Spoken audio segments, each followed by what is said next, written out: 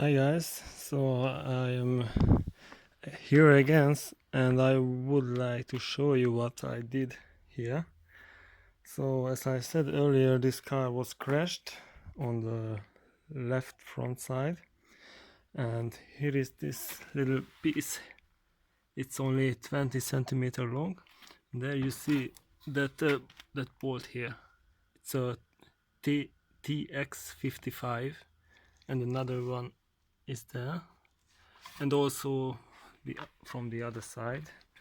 So we got there, I don't know if you can see it, but maybe on the other side there are these two bolts and two on the other side, so each pieces are holded by 4 bolts each. And the crash was on this side, and on that piece there is not only a circlic, it's elliptic, so it's longer this way. So by the crash, the force slided it back.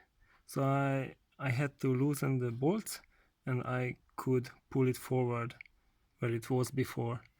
So the holes and the bolts are matching now. Yeah, as I did it. So it wasn't bended or anything, it was only slided back. That's it.